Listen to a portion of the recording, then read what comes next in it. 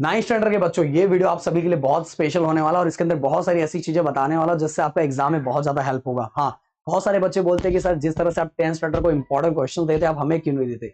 आप सभी को पता है कि देखो नाइन्थ में क्या होता है, बहुत सारे स्कूलों में खुद का पेपर बनाया जाता है, बहुत सारी जगह बाहर से आता है। कोई जहां खुद से बनाया जाता है वहां क्या करती है टीचर, बहुत सारे वो टॉपिक देती ही नहीं जो पढ़ाई नहीं रहती। बहुत सारी जगह इंपॉर्टेंट क्वेश्चन दे दिया जाता है खुद का जो पढ़ाया हुआ रहता है।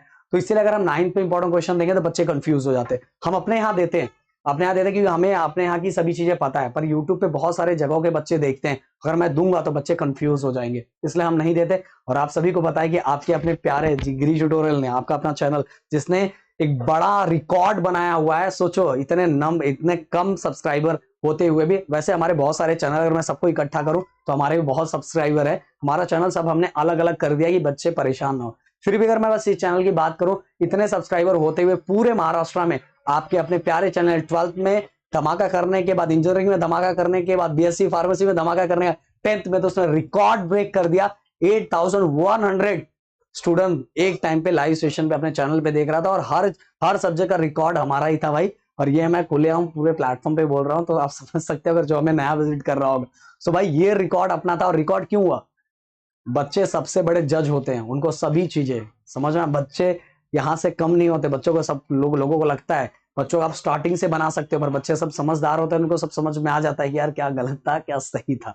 तो जो हमारी सभी चीजें थी उसके कारण बच्चों को लर्न कैसे करना है, याद कैसे करना है, 1-2 दिन में हमने पूरे 2-3 महीने के अंदर पूरे बच्चों की पूरी पढ़ाई कंप्लीट करवा दी थी। इसलिए बच्चे हमें इतना पसंद करने लगे थे और यही रीजन हुआ कि बच्चों ने अपना रिस्पॉन्स इस तरह से दिखाया। सभी चैनल से ज्यादा अपने चैनल में व्यूअरशिप थी। ये आप सभी के बच्चों के प्यार के कारण हुआ और यही सेम चीज हम 9th स्टैंडर्ड के बच्चों को चाहते हैं। अगर इस वीडियो को आपने 500 लाइक दिखाया, शेयर करके 500 लाइक करवा दिया, तो ये तो अभी मैं आपको देने वाला हूं अलजेब्रा का और फिजिक्स और केमिस्ट्री का।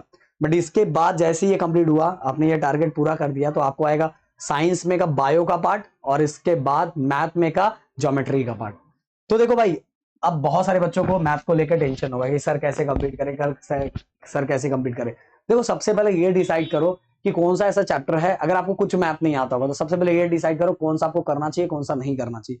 तो मैं आपको बोलूंगा कि सबसे पहले अगर आपको कुछ नहीं आता तो 7 चैप्टर करना चाहिए। बोलोगे क्या सर 7 चैप्टर ही सबसे डेंजर लगता है? नहीं, 7 चैप्टर डेंजर नहीं। आप क्या करो, आप प्रैक्टिस सेट के क्वेश्चन आप नहीं कर पा रहे हो, बस आप एक्सरसाइज के क्वेश्चन कर लो। एक मीडियन का क्वेश्चन कर लो, एक मोड का क्वेश्चन कर लो। मोड का आपको पता ही है, जो उसमें सबसे ज्यादा बार जो नंबर रिपीट होता है वही होता है मोड।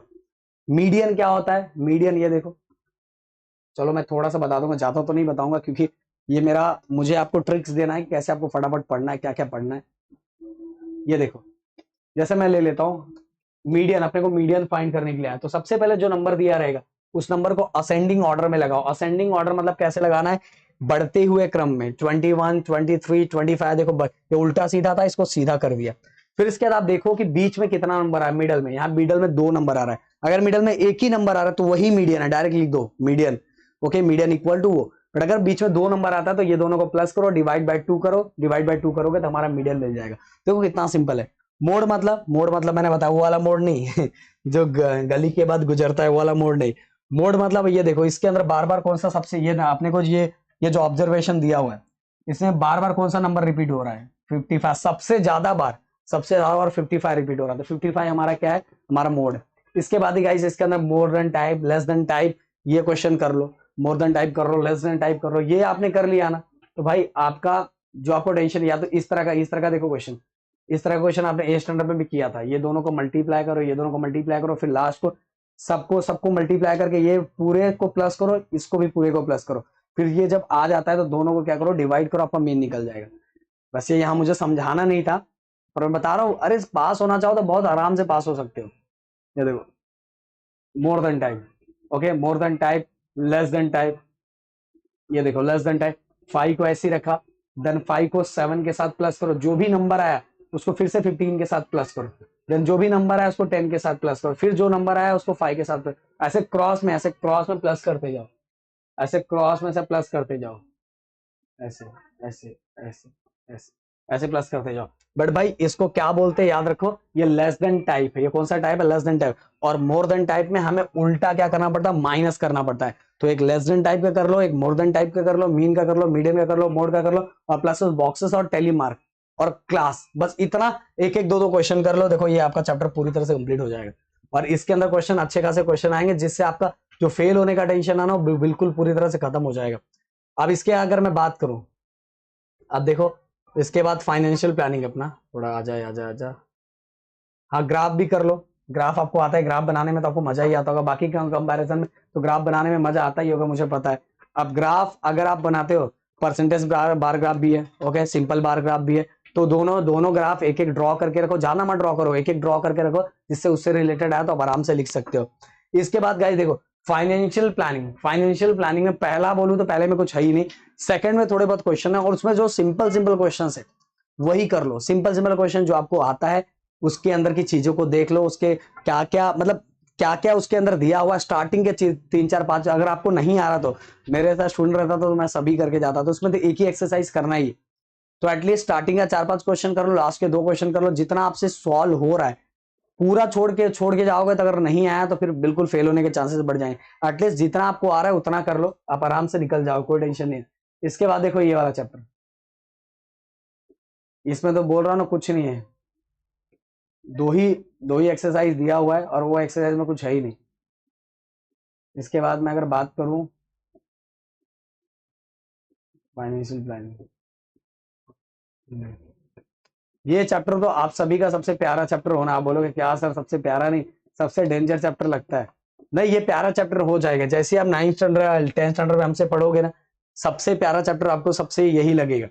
और इसमें भी आपको क्या करना है, हर टाइप के एक्सरसाइज के, आपको अगर प्रैक्टिस सेट का नहीं हो रहा तो एक्सरसाइज के हर टाइप के क्वेश्चंस की प्रैक्टिस कर लो। एटलीस्ट पास होने से थोड़ा ज्यादा मार्क्स से हो जाएगा। हाँ देखो, क्वेश्चन प्रैक्टिस सेट के ज्यादातर आते हैं, बट बोलेगा सर प्रैक्टिस सेट सॉल्व करने का टाइम है, तो एक्सरसाइज का क्वेश्चन देख के सेम टू सेम बार बार करोगे तो आपको एटलीस्ट करने तो आएगा, कर तो लोगे, कुछ तो कर लोगे। इसलिए बोल रहा सबसे पहले अगर आपको कुछ नहीं आता तो एक्सरसाइज प्रैक्टिस से छोड़ के एक्सरसाइज का क्वेश्चन करो।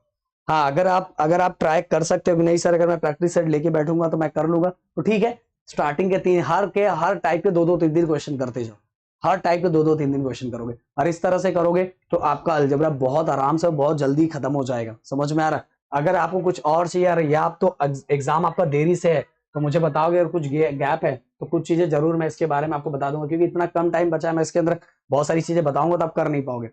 अब देखो एक एग्जाम्पल मैं साइंस के अंदर ले लेता हूँ, एमसीक्यूज, जो छोटे छोटे क्वेश्चन है वो तो आप आराम से कर लोगे, छोटे छोटे जितने क्वेश्चंस दिया वो तो आराम से और बहुत जल्दी कर लोगे। पर टेंशन किन क्वेश्चंस का होता है पता है, जो बड़े क्वेश्चंस आ जाते हैं, और बड़े क्वेश्चंस भी इतने डेंजर डेंजर नहीं आते भाई। बहुत सारे बच्चे बहुत डर डर लगता है, बट अभी स्कूल के लेवल का क्वेश्चन हो रहा है, स्कूलों में हो रहा है, तो हो सकता है टीचर दे दे। पर 10th में आओगे तो देखो मैंने प्रूफ करके बच्चों को इस साल दिया था कि कैसे टाइप के क्वेश्चन आते थे, और वैसे वैसे सेम टाइप के क्वेश्चन एग्जाम में आया था। पर 9th में थोड़ा ये रहता है, इसलिए 9th में अगर आपको टेंशन आ रहा है, जैसे अभी डिओड्रेंट हो गया, डिओड्रेंट में पहले डिओड्रेंट का डेफिनेशन देख लो कि डिओड्रेंट क्या होता है, उसके अंदर क्या क्या इंग्रेडिएंट है। इसके बाद ये टाइप्स याद कर लो, ऑर्डिनरी डिओ, एंटीपरस्पिरेंट डिओ, क्लिनिकल डिओ, और इसके अंदर क्या क्या प्रोपोर्शन में कंटेंट है, क्या क्या है इसके अंदर इंग्रेडिएंट, क्या क्या यूज किया हुआ है, बस उतना याद करो, बस उतना याद कर लो, बस काम खत्म हो जाएगा, आपको पूरे मार्क्स मिलेंगे। ओके, हाँ हो सकता है स्कूल के टीचर है तो 1 2 मार्क्स कम दे देंगे। आर्टिफिशियल इफेक्ट, डाइस के बारे में, डाइस क्यों यूज होता है ये आपको ऑलरेडी बिना बताए पता होगा। फूड कलर्स, फूड कलर के साइड इफेक्ट क्या होते हैं ये आपको ऑलरेडी पता होगा, बताने की जरूरत नहीं। मुझे एक चीज और बताना, जैसा भी बायोगैस प्लांट आ गया, बायोगैस प्लांट आ गया या फायर एक्सटिंग्विशर आ गया, तो फायर एक्सटिंग्विशर का डायग्राम बना दो। फायर एक्सटिंग्विशर के अंदर क्या क्या यूज किया जाता है, उसका केमिकल रिएक्शन क्या, इसको बस देख के हमने बस डायग्राम ड्रॉ कर दिया ना, ये देखो कहाँ होगा, कहीं होगा, अगर होता तो मैं आपको दिखाता हूँ। फायर एक्सटिंग्विशर, फायर एक्सटिंग्विशर नहीं, चलो चलो फटाफट, हाँ आ गया। देखो, अब इसके अंदर भी इसका रिएक्शन के चक्कर में मत पड़ो, कार्बन डाइऑक्साइड 2 प्रॉपर्टी याद करो, 2 3 प्रॉपर्टी, 2 3 यूजेस, बस इतना ही करो, ज्यादा मत करो, जितना भी दिया हुआ उसके 2 प्रॉपर्टी 2 यूजेस। अब देखो इसके अंदर ये वाला डायग्राम, ये वाले डायग्राम की प्रैक्टिस करो, ये वाले डायग्राम को आपने कर लिया ना, सबसे पहले इसके अंदर एक एपरेटर क्या क्या यूज किया वो लिख दो। देन वर्किंग, इसका वर्क किस तरह से हो रहा है, सबसे पहले हम नॉब को प्रेस करेंगे, नॉब को प्रेस करेंगे तो कैप्सूल क्या हो जाएगा, ब्रेक हो जाएगा। जैसे ही कैप्सूल ब्रेक हुआ तो sulphuric acid come in contact with sodium carbonate, इसके अंदर सोडियम कार्बोनेट होता है, और जब sulphuric acid and sodium carbonate एक दूसरे के कांटेक्ट में आएगा तो भाई क्या बनेगा, सिंपल सी बात है ना, अपने को जो बनाना है वही बनेगा ना। ये देखो सोडियम बाइकार्बोनेट, ये देखो सोडियम बाइकार्बोनेट किसके कांटेक्ट में है, सल्फ्यूरिक एसिड के कांटेक्ट में है, और सल्फ्यूरिक एसिड के कांटेक्ट में है तो इसके अंदर क्या बनेगा, हमारे लिए तो मेन फैक्टर यही है ना, कार्बन डाइऑक्साइड।